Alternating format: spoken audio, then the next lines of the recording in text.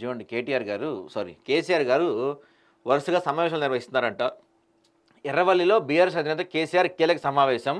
కేసీఆర్, హరీష్ రావు, మాజీ ఎంపీ వినోదులతో భేటీ. బీసీ సభ, కాళేశ్వరం కమిషన్ ఫిరాయింపులపై చర్చ. ఈ నెల 14న జరగబోయే బీసీ సభ ఏర్పాట్లపై కసరత్తు. సభ విజయవంతంపై చేపట్టాల్సిన చర్యలపై దృష్టి. కాళేశ్వరం కమిషన్ రిపోర్ట్, ఫిరాయింపు ఎమ్మెల్యేల వ్యవహారంపై సుప్రీంకు వెళ్లే యోచనలో గులాబీ పార్టీ అని చెప్పి ఒక వార్త కనపడుతుంది. ఒకసారి దీని గురించి చూద్దాం మనం. చిన్న డౌట్ వచ్చింది నాకు. రైట్ అండి. ఇప్పుడు ఈ అంశం ఉంది కదండి, కేసీఆర్ గారు నిన్న వరుసగా మీటింగ్స్ పెట్టారు. సరే, ఆ మీటింగ్స్ ఎందుకు పెట్టారు ఏంటని మళ్ళీ మాట్లాడదాం మనం. ఫస్ట్ పాయింట్ ఏంటంటే స్వయంగా కేసీఆర్ గారు వరుసగా నిన్న సమావేశాలు నిర్వహించారు. ఏదైనా జ్వరం ఉండి కూడా ఈ అంశం మనకి అన్ని పత్రికల్లో కనపడుతుంది. ఆదాబ్ హైదరాబాద్లో వచ్చింది, ఈనాడులో వచ్చింది, ఈనాడులో కూడా చూశాను. ఇది ఈనాడులో వచ్చింది, ఆంధ్రజ్యోతిలో వచ్చింది. బీసీ రిజర్వేషన్లపై రాష్ట్రపతి వద్దకు కేసీఆర్ వెళ్ళబోతున్న ఆంధ్రజ్యోతిలో వచ్చింది, దిశలో వచ్చిందా. సరే, మెయిన్ పత్రికలు అన్నింటిలో వచ్చింది కదా వీటన్నిటి గురించి వార్త. దాదాపుగా అన్ని పత్రికల్లో కనపడింది మనకి. కానీ హైలైట్ పాయింట్ ఏంటంటే నమస్తే తెలంగాణలో రాయలేదేంటి దాని గురించి. సరే, కవిత వార్తలు అంటే రాయట్లా, వీళ్ళు కవితని పక్కన పెట్టారు, కవిత వద్దనుకున్నారు పార్టీకి, అందుకని కవిత వార్తలు ఏవి నమస్తే తెలంగాణలో రాయట్లేదు. మరి కేసీఆర్ కూడా వద్దనుకున్నారా? కేసీఆర్ కూడా పక్కన పెట్టేశారు సార్ మీరు. అయ్యో, ఎంత బాధ, ఎంత కష్టము. కోటా మా హక్కు బిచ్చమేస్తున్నారని చెప్పి ఆఖరికి తలసాని బ్యాచ్ మాట్లాడింది కూడా మీ దాంట్లో పేపర్లో వచ్చింది. కానీ కేసీఆర్ వరుస సమావేశాలు నిర్వహిస్తున్నారనే అంశం మీ పేపర్లో రాలేదేంటి సార్? హైదరాబాద్ మెయిన్లో పోనీ వేరే ఎడిషన్ ఏమైనా ఉందా? దాంట్లో ఏమైనా వేసారా వీళ్ళు? రెండు సేమే ఉన్నాయి, హైదరాబాద్ ఎడిషన్ కానీ తెలంగాణ ఎడిషన్ కానీ. అంటే కేసీఆర్నే పక్కన పెట్టేశారా మీరు పూర్తిగా? నమస్తే తెలంగాణ పత్రిక కేసీఆర్ అవసరం లేదనుకున్నారా? ఎలా అయితే కవిత వార్తలు రాయటం మానేశారో అలాగే మీరు కేసీఆర్ వార్తలు రాయటం కూడా మానేశారా? ఆశ్చర్యంగా ఉంది నాకు నమస్తే తెలంగాణ పత్రికల్లో కేసీఆర్ గురించి వార్త రాయిపోవటం. ఎందుకంటే మిగతా అందరూ రాశారు, మిగతా అన్ని పత్రికలు రాసింది కేసీఆర్ గురించి వార్తలు. ఆదాబ్ హైదరాబాదు, ఆంధ్రజ్యోతి, అన్ని పత్రికల్లో రాశారు. నిన్న కేసీఆర్ వరుసగా సభలు సమావేశాలు పెట్టారు, చాలామందితో మాట్లాడుతున్నారు. ఈ బీసీ బిల్లు గురించి ఏం చేద్దాం, రేపు 14 జరగబోయే సభ గురించి ఏం చేద్దాం, ఫిరాయింపు ఎమ్మెల్యే గురించి ఏం చేద్దాం, ఈ కాళేశ్వరం కమిషన్ రిపోర్ట్ గురించి ఏం చేద్దాం అని చెప్పి ఆయన చాలామందితో వరుసగా సమావేశాలు నిర్వహించారని చెప్పి, అప్పటికే పాపం ఆయనకి జ్వరంగా ఉన్నా కూడా సమావేశాలు పెట్టారని చెప్పి అన్ని పత్రికల్లో వార్తలు వచ్చినాయి. మరి నమస్తే తెలంగాణలో ఎందుకు రాలే వార్త? ఏం జరుగుతుంది అక్కడ?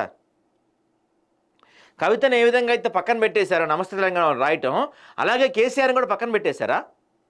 కేవలం కేటీఆర్ వార్తలే రాస్తారా వాళ్ళు? ఏదో కేటీఆర్ వార్త రాశారు, ఏదో ఆయన మాట్లాడింది అప్పుల గురించి ఆయన మాట్లాడింది, దాని గురించి రాశారు కేటీఆర్ గురించి. మరి కేసీఆర్ వార్త ఏది? కేసీఆర్ని నమస్తే తెలంగాణ ఎందుకు పక్కన పెట్టింది? ఎలా అయితే కవితని పూర్తిగా దూరం పెట్టేస్తున్నారో అలా కేసీఆర్ గారిని కూడా పూర్తిగా దూరం పెట్టేస్తుందా నమస్తే తెలంగాణ కేటీఆర్ అని అనుకో? నిజమే కదండి, ఎందుకంటే కేసీఆర్ గారు ఈ మధ్య అంత యాక్టివ్గా కనపడతలేరు. అలాంటిది ఆయన నిన్న పాపం ఆయనకి బాగోపోయినా జ్వరం వచ్చినా సరే సమావేశాలు పెట్టి చాలా అంశాల గురించి డిస్కషన్ చేస్తే ఆ వార్త అన్ని పత్రికలు అన్ని ఛానల్స్ కవర్ చేస్తే నమస్తే తెలంగాణలో ఆ వార్తే లేదు. బ్యానర్ ఐటమ్ ఫస్ట్ పేజ్లో, లోపలన్నా రాశారు లేదు తెలియదు. మరి చూద్దాం ఒకసారి లోపల కూడా మనం. లోపల కూడా ఎక్కడ కనపడతలేదు. అయ్యయ్యో, లోపల కూడా లేదండి ఎక్కడ, లోపల కూడా లేదండి ఎక్కడ. సో కేసీఆర్ని కూడా పక్కన పెట్టేస్తుంది నమస్తే తెలంగాణ. కేసీఆర్ని కూడా పక్కన పెట్టేస్తుంది నమస్తే తెలంగాణ. ఓన్లీ కేటీఆర్ వార్తలు తప్ప ఇక్కడ కవిత రాయరు, కేసీఆర్వి రాయరు. ఇక మీ పార్టీ వాళ్ళే, మీ పత్రికలే మిమ్మల్ని పక్కన పెట్టేస్తే కేసీఆర్ గారు ఆలోచించుకోండి మరి ఏం జరుగుతుందో మీ పత్రికలో, మీ పార్టీలో. మొన్న కవిత అన్నారు కదా ఏదో జరుగుతుంది కుట్రలని, ఇవే కావచ్చు. మరి మీరు జరిగిన సమావేశాలు అవే మీ పత్రికలు రాలేదంటే, మీ సొంత పత్రికలు రాలేదంటే ఇక ఏం పరిస్థితి ఆలోచించుకోండి. ఏదో జరుగుతుంది మొత్తానికి కేసీఆర్ గారి చుట్టూతా. సరే రైట్, ఇంతకు అసలు ఈయన ఏం జరిగింది సమావేశాలు చూద్దాం ఒకసారి మనం. చర్చలు సమావేశాలు, ఎర్రవల్లిలో బీఆర్ఎస్ అధినేత కీలక సమావేశం. సో మొత్తం ఈ అంశాల గురించి ఈయన చర్చించారు. నిన్న ఏమేమి అంశాల గురించి మాట్లాడారంటే, బీసీ రిజర్వేషన్లపై రాష్ట్రపతి వద్దకు కూడా వెళ్ళబోతున్నారంట. కాళేశ్వరం బనకచెర్లపై సుప్రీంకోర్టుకి వెళ్ళబోతున్నారు.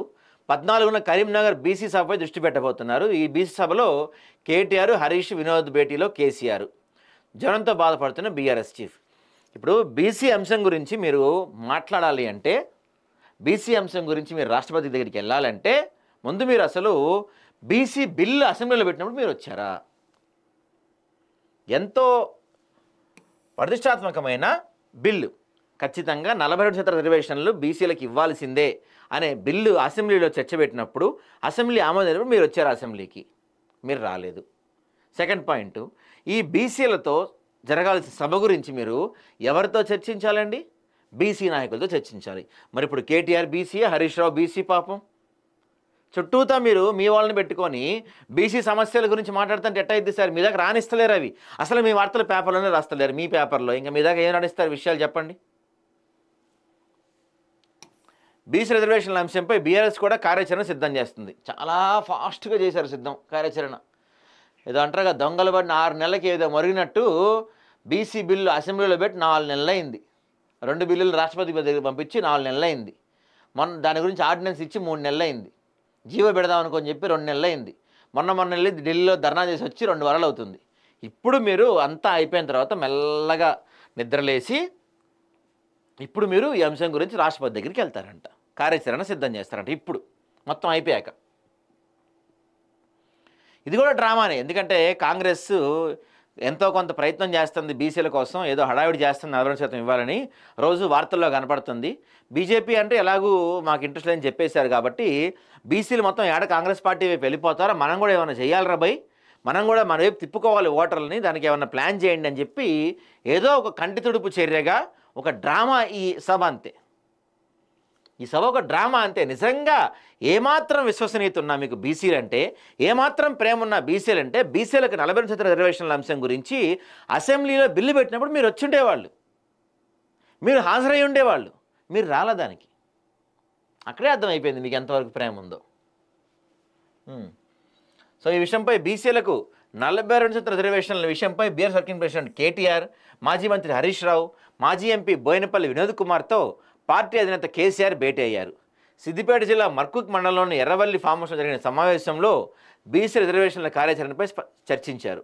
బీసీలకు 42% రిజర్వేషన్ల విషయంపై ఈ నెల 14న కరీంనగర్లో నిర్వహించి తలపెట్టిన బహిరంగ సభను విజయవంతం చేయడంపై దృష్టి సారించాలని నేతలు దిశానిర్దేశం చేశారు. ఈ విషయంలో అవసరమైతే రాష్ట్రపతి అపాయింట్మెంట్ తీసుకోవాలని కూడా నిర్ణయించారంట.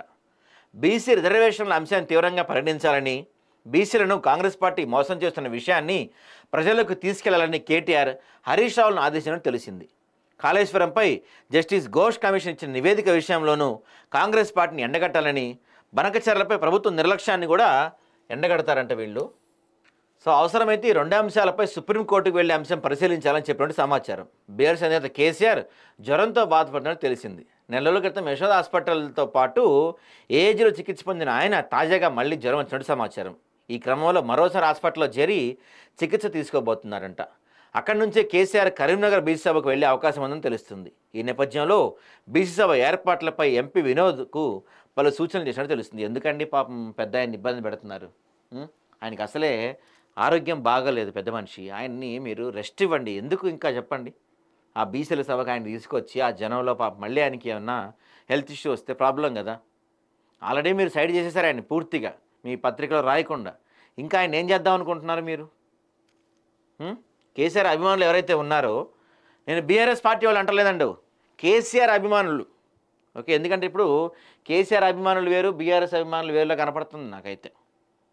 సరే రైట్, కేసీఆర్ అభిమానులు ఎవరైతే ఉన్నారో వాళ్ళు కొంత జాగ్రత్తగా ఉండాల్సిన అవసరం ఎంతైనా ఉంది. ఏదో జరుగుతుంది పార్టీలో, కేసీఆర్ గురించి వార్తలు పత్రికల్లో రావట్లేదు, కేసీఆర్ గురించి న్యూస్లు ఎక్కడ రావట్లేదు. ఆయన ఏఏజీకి వెళ్ళాల్సిన అవసరం వచ్చింది, యశోద నుంచి అక్కడికి వెళ్ళి ఆయనకు తగ్గట్లేదు.